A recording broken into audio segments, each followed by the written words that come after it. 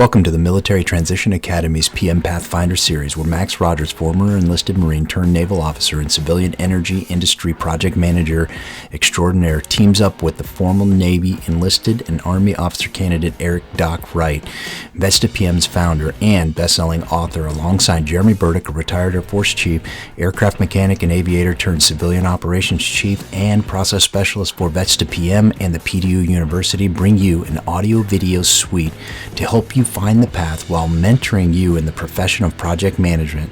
Along the way, you can study for your CAPM, PMP, PMI-ACP, Scrum Master certifications, or just maintain your professional development units in a casual, enjoyable conversation between friends. All right, welcome back, Max, for another episode of the PM Pathfinder. And today we're really going to work on applying a quality management plan and then talking about an integration management plan. So with quality, I mean, ultimately what you're really trying to meet is the stakeholders' desirements and requirements. So what do they want? Does it meet? Does it do what they want it to do? And not the classical definition of, hey, I've got a quality meat here. It's prime beef, it's choice, it's like, that's grade and should not be confused with quality, where quality is, does it meet the requirements? So let's talk a little bit about quality objectives. Okay. First thing with the quality management plan, it's part of your project management plan. It's one of your 10 subsidiary plans that go into the project management plan. In most of my experience, the good thing about a quality management plan is most of that plan is already provided to you by the OPAs from the organization itself. You import or you reference the quality standards and the quality metrics and all those things that the organization already has in place. Secondly, focus on the point that the purpose of a quality management plan is for you to, it's the documentation that explains to your project team, your stakeholders, and the world of how you intend to go about planning, executing, monitoring, controlling, and closing this project with regards to quality. And like I said, there's some collaborative efforts that are required. One, the thing that ties closest with the quality management plan is your scope statement. In your scope statement, you should have acceptance criteria listed and stated. That's your ultimate quality statement, is what type of quality it should, and it's stated in your scope statement. So that's another document of a project archive or attribute that you create, and those two work together. But the quality management plan, like you said, it's not how we're going to do. You explain that we're going to do quality assurance, and these are the activities that we intend to incorporate in this project from a quality assurance standpoint to ensure we meet the acceptance criteria. And then from a quality control standpoint, these are the activities that we intend to undertake at this periodicity and at these points along the one thing, and then you tie it all together, and that all creates your quality management plan. Wow. Yeah. Well said. It's the how. It is that all these management plans in your project management plan are the how we're going to do this. Yeah. Yeah, I agree. And I think you made a really good point too, is quality standards are usually set by the industry. So or the organization. And, if you're in a manufacturing organization, you have artifacts that are going to be created, your run charts that show your quality run charts that show where every time a sample is taken throughout the run, how you're doing with regards to the median that's acceptable, and then your control limits above and beyond, and it ensures that you're hitting those things. So yeah, like ISO 9000, and you talk exactly about NSF or the National Safety Foundation. There's different ratings and scales that you're going to have to follow regardless. So those, make sure you fold those in. I think that's important. Identify roles and responsibilities. I think that's another one. Exactly.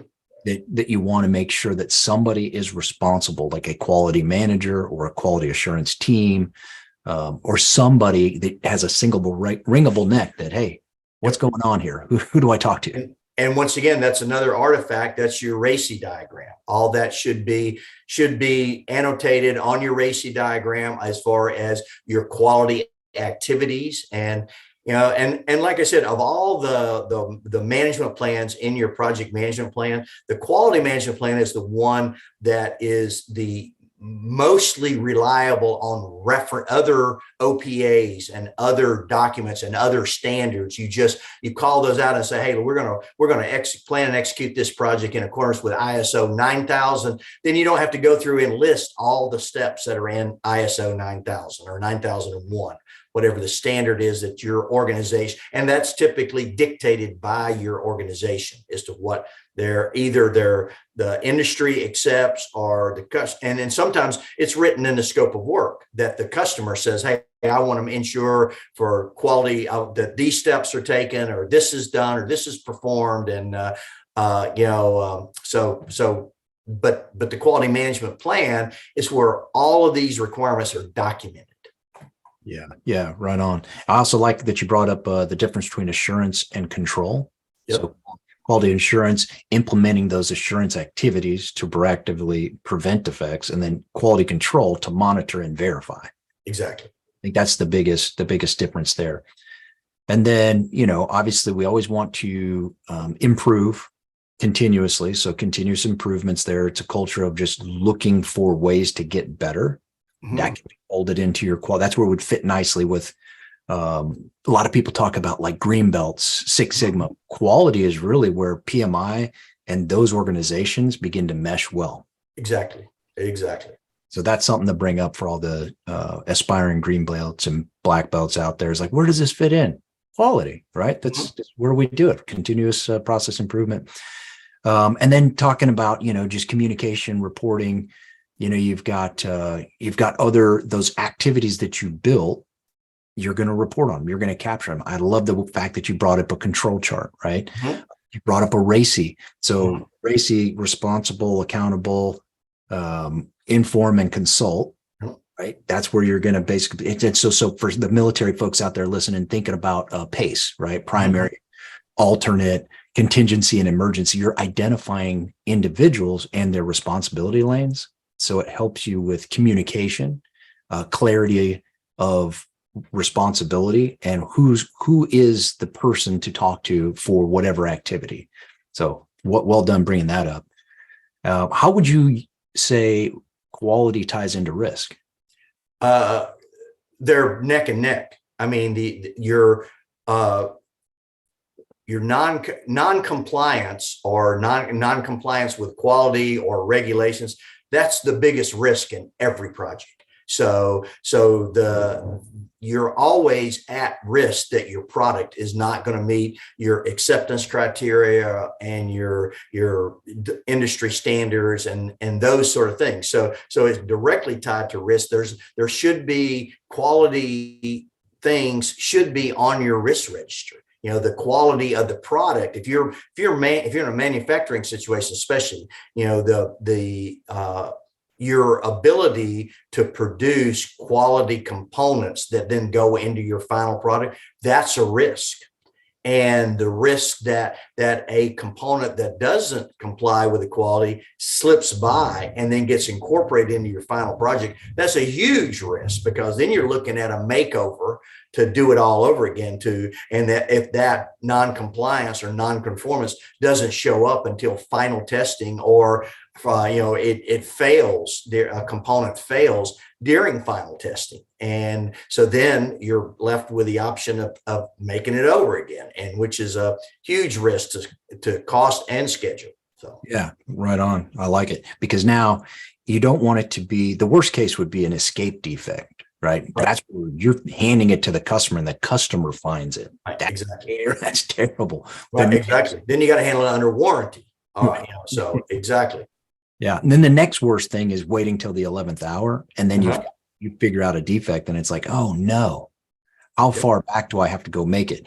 Well, guess what happens? You have to engage your change controls, right? So you better have change control in your quality management plan as well, because most certainly anytime you affect quality or have to make a change, that's change control. Oh, by the way, that probably will change your scope because there was a reason for the defect. We didn't either understand what we were doing or we didn't meet the requirement in some kind of the requirements traceability matrix of some sort. Some wires crossed. Exactly. And then how often do you figure, from your experience, did you meet to talk just about quality? We talked about quality constantly. That was our part of our continuous improvement processes that we incorporated and developed within every organization. The only way you're going to survive as a business is you have to produce a quality product, because there's very few industries out there that there's only one sole provider of a product there. So customers have options. Well, they may start out chasing price as the determining factor in making their decisions, but once they're burned by inferior quality or substandard quality because they got the best price, then all of a sudden the price of that failure of gets factored in, and they realize a low delivery price doesn't mean an overall life cycle price, a cost. So then your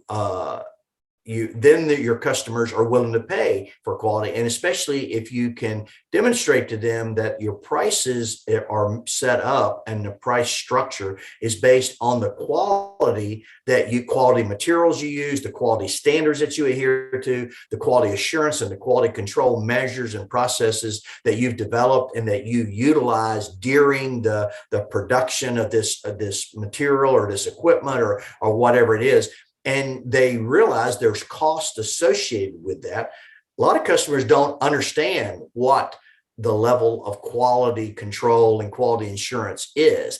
And you take them around. I know when I worked at Oceaneering, we used to take one of the first things we did when we had customers visit the plant was take them to our quality department and let them see, number one, there's 15 people working down here, and meet our quality control manager and let them make a presentation about our quality standards and how we do quality control and then how we conduct quality assurance. And then as soon as you get down there, then we're going to take you over to the testing department, and you're going to meet another group of people who are closely aligned with quality, but they are not in the same functional group because the testing guys need to be separate from the quality assurance guys. But yet they work hand in hand. They know each other, and they're familiar with one another. So it's and that way your customers then realize that, hey, oh man, they got 30 people involved in doing this. So yeah, now I understand when they talk about on the pricing sheet the price of quality. Yeah, okay, now I see it. You demonstrated it to me. So yeah, right on. Yeah, and if you don't, the cost of quality, right? The COQ is what a lot of times, PMI or other project managers will talk about it. There is a percentage of the project cost that needs to go into quality. Be almost 30% of the project. Because you don't want those escape defects to tarnish your brand, right? This, like you said, as soon as they're burned with quality issues, you're not getting that customer back. There's just other people they'll go to. Right. The only way they're coming back is once they've cycled through everybody else. So that's right. Yeah. Good point. Yeah. And people will pay handsomely for a product that meets their desired outcome, right? Or their perceived customer value. Right. An Apple phone is not the cheapest phone on the market. I understand. And I don't use an Apple, but the thought that just popped in my head this past week, I got the opportunity to ride for the first time in a Tesla. And I'm going to tell you something. It was an eye-opening experience from a quality standpoint. Number one, just the elegance of the simplicity of design. You sit inside and you immediately notice how the quality of the finishes and the fit and how everything comes together. And then the performance of the vehicle is just unbelievable. So yeah, my word of warning, don't take a test drive in a Tesla unless you're willing to buy one, because they are phenomenal. From an engineer, I'm an engineer. From an engineering standpoint, the quality in this vehicle the technology is so, I mean, my first thought was, holy shit, I'm in the 21st century. Yeah. And so it's amazing, and it has to do with the quality of that you're surrounded by when you sit in this vehicle, from the feel and the plushness of the interior and the leather seating and just the way the instrumentation is laid out in front of you. Oh, it's a marvel of design and technology. So Yeah, right on. Yeah. And it probably came from a lot of being close to the customer feedback. Like, what would you want if you could just make anything what's your desirements? Let's try to fit those in. mm-hmm. And then somebody has to build a checklist. Exactly. Someone's going to go down that assembly line all right, is this door handle fastened to, 3 Newton meters? Great. Mm-hmm. Okay. So now let's move on. Well, the owner of this Tesla, it was an engineer also, and he explained to me that every night when he plugs in his Tesla, it connects to his Wi-Fi, and updates to all the computer software is downloaded into his vehicle. But what's uploaded from his vehicle is all the metrics and the information from him driving that day. And that all goes back to Tesla. And that's how they're developing these self-driving and autonomous vehicles, is not from engineers on a test track driving these vehicles and creating input that goes into a simulator. They are collecting input from everybody in the world who drives a Tesla. Wow, that is pretty cool. Anything else on quality before we move to integration? I think we've hit all the necessary items of it. Like I said, the most important thing is as a project manager, you need to go get very close with your quality manager in your organization, and he or she will help you and provide you the information you need to go in and to fill out your quality management plan that goes into your project management plan. And that information, 90% of it already exists as OPAs within your organization. All you need to do is bring that in and focus it on your project specifics and put that in your specific project management plan. Yeah, perfect. OPAs, OPAs, organizational process assets, right. Internal resources, usually right. Helpful just for the test. One thing else, another thing jumped in my mind is for supplier and vendor management.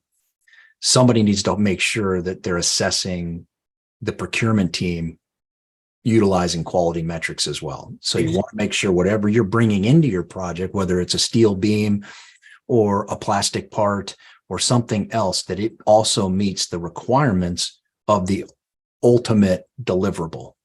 And that's why your supply, and within your organization, the supply department or the procurement department or whatever it's called functionally, yes, they are tied to the quality department also, just like the projects or the manufacturing or the execution arm is on one side of quality. The procurement or supply department is on the other side of the quality, because that's where all the components and all the raw materials, everything are coming into your organization. And yes, they perform acceptance tests when all that stuff is delivered. And that's all based on quality requirements of the industry and of the specific materials themselves. And the quality department within your organization, they're multi-focused. They focus on the supply procurement department, and they focus on the project management department, and they focus on the manufacturing department. And so they make sure that's how you build in quality. You can't inspect or test quality into a product. It has to be built into whatever your product is. And that's the processes that are used to ensure that quality is built into your product that your company is putting its logo or its name on. Yeah, that great endpoint is you have to build it, right? You just inspect it in. I like that a lot. Mm-hmm.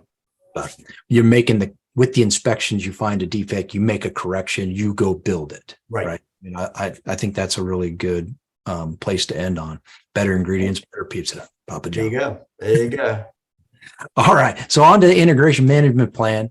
Integration, I always think of it's like, that's the PMI example of the conductor, right? You've got the woodwinds, you've got the brass, you've got the strings, you've got percussion. Well, someone's got to make sure these things all mesh up and work together, right? To create synergy, essentially. And that is your integration or project integration. And then you can put it in a plan, where it talks about the project overview, objectives, what's your strategy, your roles and responsibilities, any planning that you're going to do, communication and coordination, and then how do things operate, inter or within departments. So exactly. Yeah, what would you start with on an integration plan? Well, once again, your integration management plan is one of those 10 subsidiary management plans that make up your project management plan. In all honesty, the integration management plan is what creates the output of that is your project management plan, because that takes your scope, schedule, and budget, and risk, and communication, and stakeholder engagement plan, all the other plans that you have, they should all work together. Your example of an orchestra is the perfect example. If all you heard, if the only people that played their instruments were the horn section, you may or may not recognize the song. If the woodwind section just were the only performers that were performing at a certain time, you may or may not recognize the song, and it may not be. But when everyone is performing at the same time and in the same cue, based on the orchestra conductor or the project manager, calling on them in the right time, then you have this beautiful ensemble and a beautiful score of music that is played that everyone can appreciate. And that is one of the primary roles of the project manager, is to integrate and to ensure that all these plans that have been developed do integrate together. They're the plans that overshadow everything. The communications management plan, every plan is tied to every other plan via the communication management plan. Your quality management plan spans, scope, schedule, and budget, on how your quality processes that you build in, how you're gonna monitor those processes, and how you're going to report them, and all those things. So it is the great orchestration of all your 10 subsidiary plans that they go together to integrate together. And as you get more experience as a project manager, it becomes second nature to you, and it seems like it's a waste of time for me to write down or to actually create an integration management plan. Why don't I just take all the other plans I got and integrate them together? But like I said, the purpose of these management plans and your project management plans, these are the hows. These are used for you to communicate and collaborate with all the stakeholders, your project team members, and the entire world, or at least the entire organization, of how you intend to plan, execute, monitor, control, and close out this project that you've been handed. And so that's the document and the documentation that then you use as you're planning another project. You go back and grab old project management plans and project integration plans and read how did they intend to do it at the beginning of the project? How effective was it? And then go back and check and see what changes did they have to make to not only their integration plan, but all their other management plans, in order to get them through to a successful conclusion of the project. And so then once again, then that falls into the process of continuous improvement, where you're building a higher quality project management plan by you following the continuous improvement concept that your quality department professes. And then it all just becomes a very synergistic sort of environment for you to work in. Yeah. Wow. That's well said and comprehensive. I mean, think about one of the things that kind of pinged as well is that knowledge transfer part, and making sure that you have a knowledge repository and lessons learned, so that you can, one, kind of put a reference stick in the sand and say, okay, here we go. This was my project, and this is how I plan to do it. Right. No good plan survives first contact with the enemy. So we will have changes, but the next project, I'm going to be aware of the enemy's positions and I'll make some changes. Now, everything's going to be unique because it's a different project, different day, but hopefully the organizational will continuously grow and get better because it's the same problems do crop up from time to time. So I like that. I thought that was good. And one of the life springs of continuous improvement in a company, in an organization, is the project. If you're a project-based company, is the project management organization. If whoever is in charge, the head project manager or the PMO or whoever's in charge of all the project managers, their focus needs to be on making sure that the project management plans are continuously improved. And then you educate the executives within your company about the project management plan. This is the plan. This is what we intended to do. It's great when you are trying to deal with risk. You know, when an executive at one of the executive meetings, you know, heard something or got an email about something, and this is a risk to your project, and they're all concerned about it, and they would like to get a brief about how you're handling this. To walk in the door with a risk management plan, and which is part of your comprehensive project management plan, and to lay it out in front of them and say, look, this is nothing new. You know, back 6 months ago, we identified this as a potential risk. It looks like it is actually going to come to fruition. So we're moving it from our risk log onto our issues log, and we are managing it. These are the resources we have in place. We plan for this, and yes, it's something we plan for. So it's no big deal. We got it. Don't worry. Now you're a rock star. You are. Then the senior executive feel that has this issue, he at that point he feels a little bit better, and he takes this wait and see attitude as well. Let's see it. The other senior executives, though, sitting around the table who aren't having to deal with this, they go, wow, that was impressive. This project manager just told a guy, hey, dude, I'm handling it. Yep. And don't need anything else. I'm not in here. Oh God, yeah, and because this has happened, I need more money, or I need more time, or I need it. It's like, no, we planned for this. We got it. It's in our contingency. We're handling it just fine. That's right. The other guys go, wow, we got a good project manager here. So yeah. Calm down, Chicken Little. Exactly. The sky is not falling. So it's just rain. And we got a solid roof over our head. Not a problem. Or a plastic tarp over our drywall. No, something, but we're prepared for this. That's right. Yeah, I like it. So, I mean, well said. I mean, and I agree with you. There's not a lot to talk about on integration management because it's into everything, right? So it's the integration of, like you said, your communication plan into your project management plan. It's the integration of your risk management plan into your project management plan. And then how does it all work? You know, do you hold meetings that we talk about how do we interoperate within this plan? And then let's look at the progress. So, I mean, it's just one of those things. It's continuous. It's not a static event. And I don't believe it's a static plan either, unless you're just talking about the how. Mm-hmm. If you're just going to put on paper the how and keep it fuzzy. But ultimately, it's a reassessment. It's a constantly integrating plan that you can set up and then manage and monitor your project with.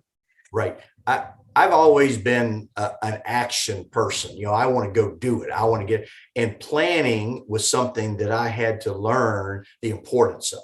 And so, and I didn't like to do it, but because I didn't like to do it, I never wanted to do it twice. So I developed and became noted for being an excellent planner because I was efficient at doing it. I was effective at it, and I got it done because I couldn't wait to get my favorite management plan to develop within the project management plan was the integration management plan, because I knew I was about to get to go to work. And the project was about to start in the execution phase. And that's what I lived for. And that's what I wanted to do. And I got to walk around with my project management plan in my 3-ring binder with all my other plans. And I walked around and along with integrating the plans, I coordinated the activities of all the plans and what was going on, and got to see the collaboration and ensured that good communication was working in all ways and avenues. And so it all came together for me in the project integration plan. And that was my indication that the real work of the project was from an execution standpoint was just about to kick off, and it excited me. I got ready to go. So yeah, I'm with you. I think you're never at more peace when you start knocking out tasks. Exactly. Check the box. So that's right. I think that's the military checklist. It's just so ingrained into us. Yep. Like, hey, okay, gather stuff. Got it. Yep. Do this together. Yep. Brief the people. Yep. Yeah. Make sure all the heads are nodding in the vertical quadrant. Yep. Got it. Yep. And let's go. So that's right. Takeoff checklist complete. Let's go. Exactly. And then you turn the page. Okay. Then you're in the climb out checklist, and then checklist complete, turn the page. Now you're in at altitude checklist. And then you hope you never have to go to that red one in the back. That's the emergency checklist. That's right. You just go through, pre-landing checklist and then post-landing checklist. Boom, boom, boom. And then when you're done, all the boxes are checked. You're done. It's time to head to the bar. So that's right. Yeah, right on. Anything else for integration management? I mean, I think we, covered that pretty well. This is a short series here, but it's still, I think, added a lot of value to folks, but I'll let you finish it up.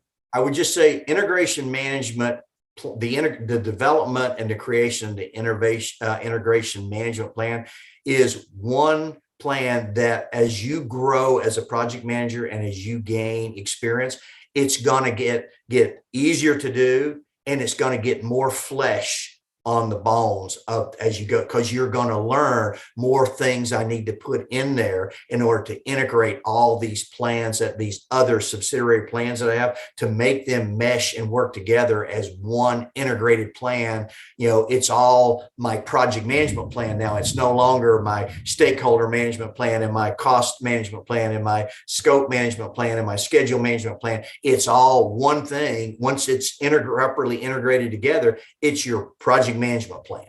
And all that project management plan has all those tabs in it, which is all your subsidiary plans and your 3 baselines. And there you go. And then you use your other plans, your change management plan, and those things to make changes. So it all comes together. Right on.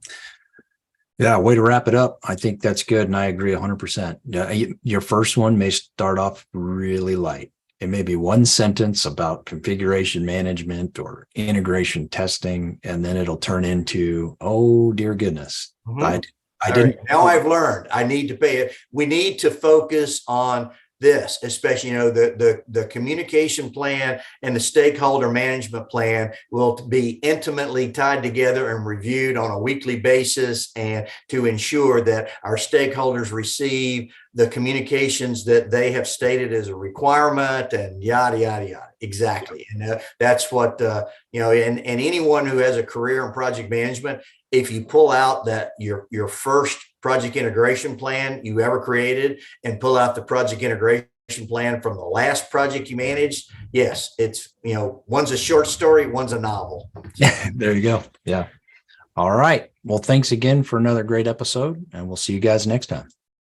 All right. Look forward to it. We hope you enjoyed this episode of the PM Pathfinder series and want to join the profession, certify, or maintain your PDUs by visiting vets2pm.com and looking up Project Manager Essential Toolbox or a bootcamp.